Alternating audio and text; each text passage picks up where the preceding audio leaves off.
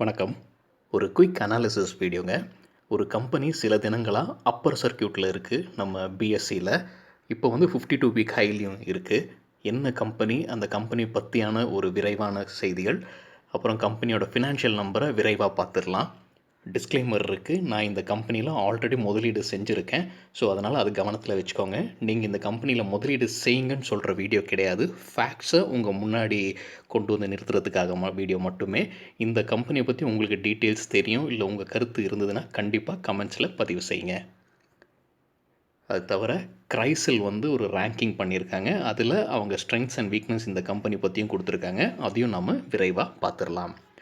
டீட்டெயில்டாக வீடியோக்குள்ளார போகிறதுக்கு முன்னாடி நம்ம ரூபி டிரைவர் சேனல் சப்ஸ்கிரைப் பண்ண அனைத்து நல்ல உள்ளங்களுக்கும் நன்றி. வீடியோ பிடிச்சிருந்ததுன்னா லைக் பண்ணுங்கள், சப்ஸ்கிரைப் பண்ணுங்கள், தெரியாதவங்களுக்காக ஷேர் பண்ணுங்கள்.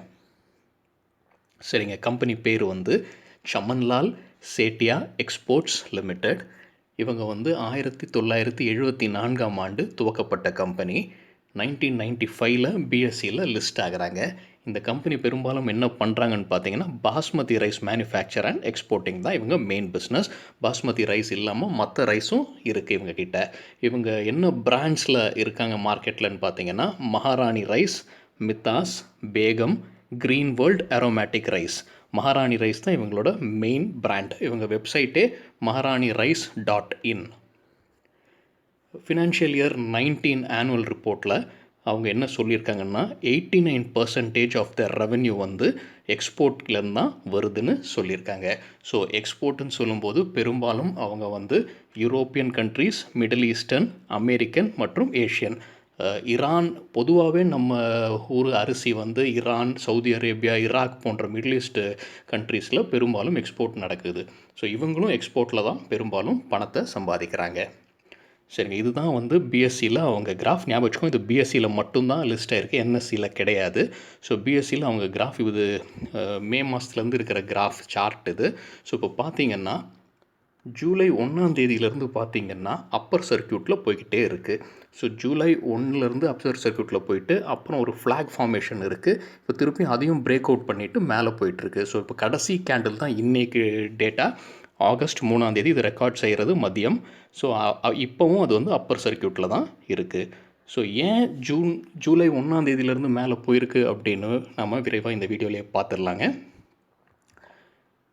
ஸோ இதுதான் அந்த சார்ட். சரிங்க, இப்போது ஃபினான்ஷியல் இயர் 2018-19 அவங்க ஆனுவல் ரிப்போர்ட்லேயே சில வீக்னஸஸை கொடுத்துருக்காங்க. நம்ம வீக்னஸஸை விரைவாக பார்த்துடலாம். ஃபாரின் எக்ஸ்சேஞ்ச் ரிஸ்க், ஏன்னா இவங்க பெரும்பாலும் எக்ஸ்போர்ட் பண்ணுறதுனால அதில் ஏதாவது ஃப்ளக்சுவேஷன்ஸ் இருக்குது, கரன்சி வேல்யூ இல்லைன்னா இவங்களுக்கு பாதிப்பு ஏற்படலாம். கவர்மெண்ட் பாலிசிஸும் இதில் அடங்கும். எக்ஸ்போர்ட் இம்போர்ட்டில் ஏதாவது கவர்மெண்ட் பாலிசிஸ் சேஞ்ச் ஆச்சுன்னா இவங்களுக்கு இம்பேக்ட் இருக்கும். அதே மாதிரி ரா மெட்டீரியல்ஸ்க்கான வாலட்டிலிட்டி இருக்கிற பட்சத்தில் இவங்களோட ப்ராஃபிட்டில், ரெவென்யூவில் சேஞ்சஸ் வரதுக்கான வாய்ப்பு இருக்குது. சரிங்க, இப்போ நம்ம பார்த்துக்கிட்டு இருக்கிறது ஸ்க்ரீனர் வெப்சைட்லேருந்து எடுத்த இவங்களோட financial data.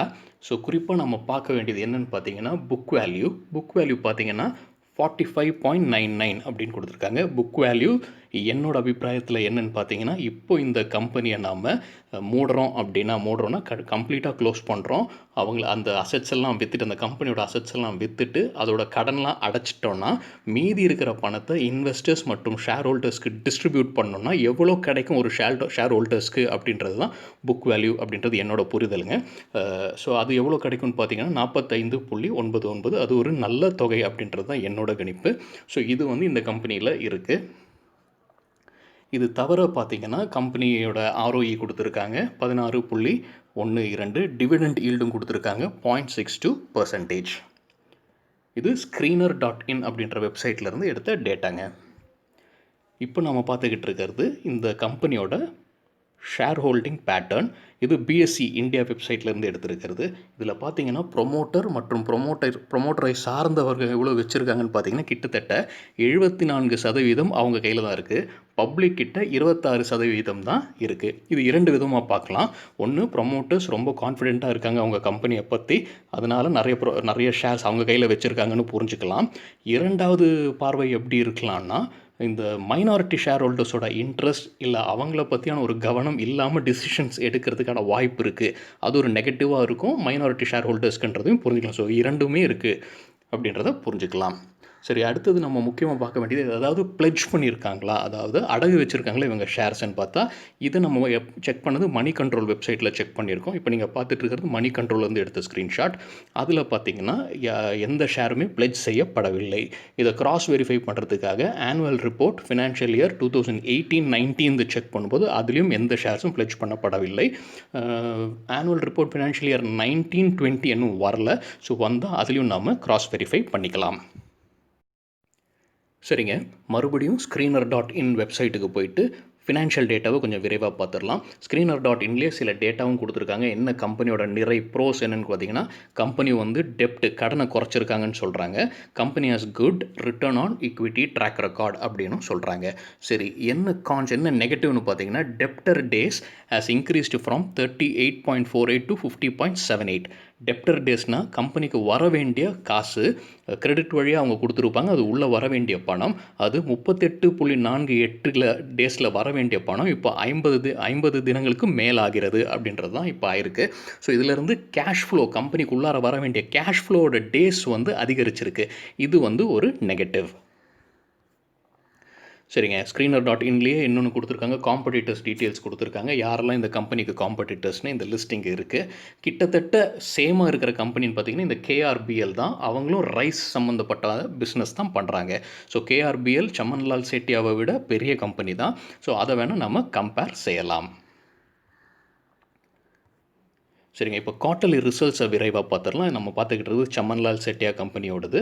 So quarterly result June 2017 மார்ச் 2020 இப்போ சமீபமாக முடிஞ்ச குவார்ட்டர் வரைக்கும் டேட்டாவை கொடுத்துருக்காங்க. ஸோ இப்போ நம்ம கடைசியில் பார்த்தீங்கன்னா ஜூன் 2019 பார்த்தீங்கன்னா 207 கோடி, இதெல்லாம் கோடி ரூபாயில் இருக்குங்க. 207 கோடியிலிருந்து 176 கோடியாக குறைஞ்சிருக்கு. டிசம்பரில் பார்த்திங்கன்னா 191 கோடியாக ஏறி இருக்குது. இப்போ மார்ச்சில் நல்ல ஒரு ரெவென்யூ வந்திருக்கு, 223 crores. இது வந்து சேல்ஸ்லேருந்து வந்த ரெவென்யூ. இப்போ மொத்தம் profit after tax, before tax வேணால் செக் பண்ணலாம். நெட் ப்ராஃபிட் தான் ஆஃப்டர் டேக்ஸ். ஸோ கடைசியில் பார்த்தீங்கன்னா மார்ச் குவார்ட்டருக்கு பார்த்தீங்கன்னா 21 கோடியில் வந்து நின்றுட்டுருக்கு. ஸோ இது வரைக்கும் பார்த்த குவார்ட்டர்ஸ்லேயே அதிகமாக இவங்களுக்கு ப்ராஃபிட் ஆஃப்டர் டேக்ஸ் வந்திருக்கிறது மார்ச் 2020 குவார்ட்டர் ரிசல்ட்டில் தான். ஸோ இபிஎஸும் ஏர்னிங்ஸ் பர் ஷேரும் அதே மாதிரி அதிகரிச்சுக்கிட்டே வந்துக்கிட்டு இருக்கு. ஸோ இது ஒரு நல்ல சைனுன்னு எனக்கு தோணுதுங்க. ஸோ இதே மாதிரி நம்ம இப்போது ஃபுல் இயரோட ப்ராஃபிட் அண்ட் லாஸ் பார்க்கலாம். இப்போ நம்ம போன இதில் பார்த்தது வந்து குவார்ட்டர்லி ரிசல்ட்ஸு. இப்போ நம்ம ஃபுல் இயர்து பார்க்கலாம். ஃபுல் இயர்து பார்க்கும்போது 2019 கொடுத்துருக்காங்க, அப்புறம் டிடிஎம்னு கொடுத்துருக்காங்க. டிடிஎம்னு வந்து ட்ரெயிலிங் 12 months தான் நினைக்கிறேன். ஸோ ட்ரெயிலிங் 12 monthsன்னு பார்த்தீங்கன்னா அது வந்து ஃபினான்ஷியல் இயர் 2019-20 கூட நம்ம எடுத்துக்கலாம். ஸோ இதில் பார்த்தீங்கன்னா net profit after tax profit எவ்வளோ வருதுன்னு பார்த்தீங்கன்னா 52 கோடி அப்படின்னு எடுத்துக்கலாம். இந்த டிடிஎம் வந்து இந்த ஃபினான்ஷியல் இயர்னு நம்ம கருதுறதுனால, இல்லை போன ஃபினான்ஷியல் இயர் பார்த்தீங்கன்னா 34 கொஞ்சம் குறைஞ்சிருக்கு, அதை விட முன்னாடி கம்பேர் பண்ணுவோம். ஸோ 42, 34, 52. ஸோ இப்போ 52 அப்படின்னு எடுத்துக்கலாம்.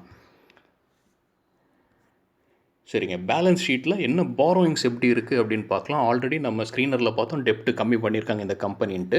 ஸோ பாரோயிங்ஸை டெப்ட்னு எடுத்துக்கிட்டால் கூட இது வந்து வருஷம் எவ்வளோ குறைஞ்சிருக்குன்றதை பார்க்கலாம். ஸோ 2017 மார்ச்சில் 44 கோடி, 2018 மார்ச்சில் அது 73 அதிகரிச்சிருக்கு, 2019 106 அதிகரிச்சிருக்கு. அப்புறம் செப்டம்பர் 2019 காட்டியிருக்காங்க. ஏன் டேட்டா இவங்க கையில் இல்லாதனாலேயான்னு தெரியல, அதில் 37 இருக்குது. ஸோ நம்ம இந்த ஆனுவல் ரிப்போர்ட் இந்த வருஷத்துக்கு வந்தோடனே இதை நம்ம கிராஸ் வெரிஃபை பண்ணிக்கலாம். ஸோ 37 இருந்ததுன்னா ரொம்ப நல்ல நியூஸ், ஏன்னா பயங்கரமாக குறைஞ்சிருக்குன்னு எடுத்துக்கலாம். ஆனால் அதை நம்ம கிராஸ் வெரிஃபை பண்ணோம் ஆனுவல் ரிப்போர்ட் வந்ததுக்கப்புறம். சரிங்க, கடைசியாக CRISIL வந்து ஒரு ரேட்டிங் கொடுத்துருக்காங்க. அவங்க வந்து இந்த என்ன பண்ணியிருக்காங்கன்னா டோட்டல் பேங்க் லோன் ஃபெசிலிட்டிஸ்க்கு ரேட் பண்ணியிருக்காங்க. அதாவது இந்த ஃபினான்ஷியல் ஆப்ளிகேஷன்ஸ் இந்த கம்பெனியால் மீட் பண்ண முடியுமா அப்படின்னு சுருக்கமாக புரிஞ்சுக்கிறதுக்கானது அதோட ரேட்டிங் கொடுத்துருக்காங்க. அதோட ரேட்டிங் பார்த்தீங்கன்னா CRISIL A- ஸ்டேபிள் அப்படின்னு அசைன் பண்ணியிருக்காங்க. A- ரொம்ப நல்ல ரேட்டிங்னு கேட்டிங்கன்னா ரொம்ப நல்ல ரேட்டிங்கும் கிடையாது, ரொம்ப மோசமான ரேட்டிங்கும் கிடையாது. நமக்கு முன்னே ஒரு வீடியோவில் பார்த்துருக்கோம், CRISIL ரேட்டிங்ஸில் வந்து அதிகமாக நல்லது வந்து AAA, அடுத்தது AA, அப்புறம் தான் A, அதுக்கப்புறம் ட்ரிபிள் பி, அதுக்கப்புறம் டபுள் பி, அதுக்கப்புறம் B, C, D. So D தான் இருக்கிறதுலே மோசமானது. ரொம்ப நல்லது வந்து ட்ரிபிள் ஏ. ஸோ ஏன்றது வந்து நடுவில் இருக்குது. இந்த ஏ மைனஸ்ன்றது வந்து ஏ விட கொஞ்சம் கம்மியாக இருக்கிற மாதிரி தெரியுது அப்படின்னு சொல்லியிருக்காங்க கிரைசில். ஆனால் ஸ்டேபிளாக இருக்குது, ப்ளஸ் பாசிட்டிவ் நெகட்டிவ்னு சொல்லாமல் ஸ்டேபிளாக இருக்குது அப்படின்னு போட்டிருக்காங்க. சரிங்க, கிரைசில் அதே ரிப்போர்ட்டில் ஸ்ட்ரென்த் வீக்னஸ் அப்படின்னு ஒரு செக்ஷன்ஸ் வச்சுருக்காங்க. அதை விரைவாக பார்த்துடலாம். டீட்டெயிலாக நீங்கள் படித்து பார்க்கணுன்னா இந்த லிங்க்கை நான் டிஸ்கிரிப்ஷனில் கொடுக்குறேங்க, நீங்கள் படித்து பார்க்கலாம். ஸோ அவங்க விரைவாக நம்ம பார்க்கணுன்னா அவங்க ஸ்ட்ரென்த்னு என்ன சொல்கிறாங்கன்னா, ஸ்ட்ராங் மார்க்கெட் பொசிஷன்னு சொல்கிறாங்க. 45 வருஷமாக ஃபீல்டில் இருக்காங்க, அதனால் ஸ்ட்ராங்காக இருக்காங்க. அது மட்டும் இல்லாமல் 80 கண்ட்ரீஸ்க்கு மேலே எக்ஸ்போர்ட் செய்கிறாங்க. ஸோ இதெல்லாமே கம்பெனியோட ஸ்ட்ரென்த் அப்படின்னு சொல்லியிருக்காங்க. அது மட்டும் இல்லாமல் ஒர்க்கிங் கேபிட்டலை நல்லா மேனேஜ் செய்கிறாங்க அப்படின்னு சொல்கிறாங்க. இன்வென்ட்ரி அதிகப்படுத்தியிருக்காங்க. இன்வென்ட்ரி அதிகப்படுத்தினாலும் ஒர்க்கிங் கேபிட்டலை நல்லா மேனேஜ் செய்கிறாங்க அப்படின்னும் சொல்லியிருக்காங்க. ஹெல்த்தி ஃபினான்ஷியல் ப்ரொஃபைல்னு சொல்லியிருக்காங்க. ஸோ வெளியிலேருந்து பணத்தை எதிர்பார்க்காமலேயே இவங்க போயிட்டுருக்காங்க. Dependency on outside fund வந்து ரொம்ப குறைவு அப்படின்னும் சொல்லியிருக்காங்க. அதுக்கப்புறம் ஆப்ரேட்டிங் எஃபிஷியன்சி நல்லா இருக்குது அப்படின்னு சொல்லியிருக்காங்க. சரிங்க, இதே கம்பெனி கிரைசல் வந்து வீக்னஸாக இல்லை ரிஸ்க்காக எதை எதிர்பார்க்குறாங்கன்னு பார்த்தீங்கன்னா, லோ பிராண்ட் பெனிட்ரேஷன். அதாவது டொமஸ்டிக்கில் வந்து எக்ஸ்போர்ட் நல்லா இருக்குது, டொமஸ்டிக்கில் வந்து இவங்க மார்க்கெட்டை கேப்சர் பண்ணல. இவங்க கம்மியான பெனிட்ரேஷன் தான் வச்சுருக்காங்க. அதுவும் குறிப்பாக இவங்க காம்படிட்டர் கேஆர்பிஎல் வந்து கம்பேர் பண்ணும்போது இவங்க மார்க்கெட்டில் இல்லை. ஸோ அதில் இன்னும் இவங்க பிராண்டை வந்து ப்ரொமோட் பண்ணணும், பெனிட்ரேட் பண்ணணும், மார்க்கெட் ஷேரை பிடிக்கணும் அப்படின்னு சொல்லியிருக்காங்க.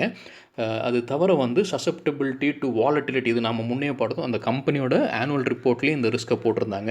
ரா மெட்டீரியல்ஸ் மற்றும் ஃபாரின் கரன்சி எக்ஸ்சேஞ்சோட ஃப்ளக்சுவேஷனில் ரிஸ்க் இருக்குது. அதே மாதிரி கவர்மெண்ட்டோட பாலிசியில் கொஞ்சம் ரிஸ்க் இருக்குது அப்படின்றதையும் கிரைசில் மென்ஷன் பண்ணியிருக்காங்க. இந்த டீட்டெயிலாக படித்து பார்க்குறதுக்கு லிங்க் டிஸ்கிரிப்ஷனில் இருக்குங்க, தயவு செஞ்சு படித்து பாருங்கள். கடைசியாக அந்த ரிப்போர்ட்லேயே, கிரைசிஸ் ரிப்போர்ட்லேயே சில ஃபினான்ஷியல் இண்டிகேட்டர்ஸில் அவங்க டச் பண்ணுறாங்க. ஸோ கம்பேர் பண்ணுறாங்க 2019, 2020.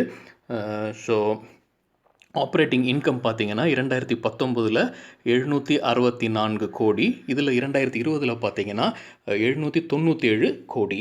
அப்புறம் ப்ராஃபிட் ஆஃப்டர் டேக்ஸ் பார்த்தீங்கன்னா 2020 52.48 கோடி, 2019 34.41 கோடி. ஸோ நல்லாவே இன்க்ரீஸ் ஆகிருக்கு பர்சன்டேஜ் வைஸில்.